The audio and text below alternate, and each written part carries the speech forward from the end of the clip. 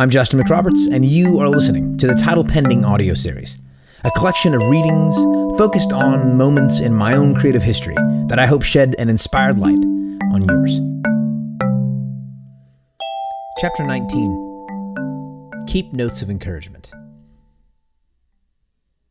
I have a binder in my office containing just about every significant email, message, DM, letter, or note I've received since I began a career as an artist. When I started compiling these notes, I thought of it as a nice idea, but in the years since then, it's become something far more vital. Here is something true. If you make your work public, you'll never have to go looking for negative feedback. It will find you. And if you're anything like me, you also won't have to work very hard to remember the specifics of those negative remarks. They tend to stick to the lesser and weaker parts of my psyche, like barnacles. That's where the binder comes in. I don't look at it every day, but there are times when cracking that thing open and reading a few words from listeners, readers, or friends saves me. Like pausing on a long climb when I've run out of energy or taken a wrong trail. The words of others collected in that binder are like refreshment taken along the trail, the reminders of my own strength and my original vision. Now, while I try not to allow negative feedback to derail me, I also think it's a bad policy to simply ignore it. Sometimes you'll need to know what you're doing isn't connecting, and negative feedback is one way, just one, mind you, to measure that. The trick is to hold loosely to negative feedback and not let it define you or your work.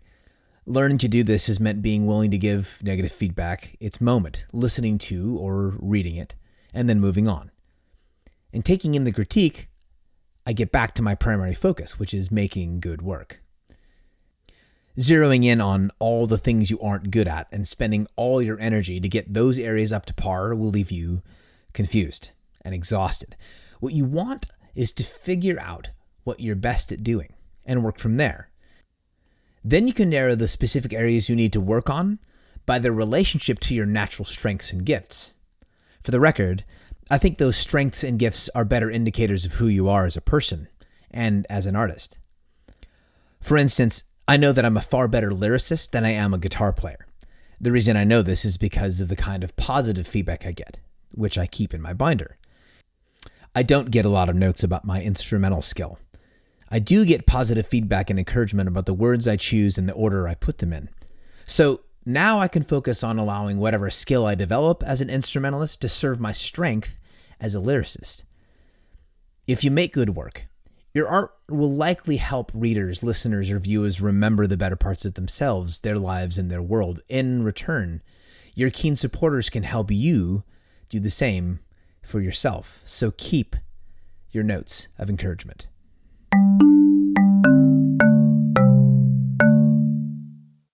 Thank you for listening to this episode of the Title Pending audio series.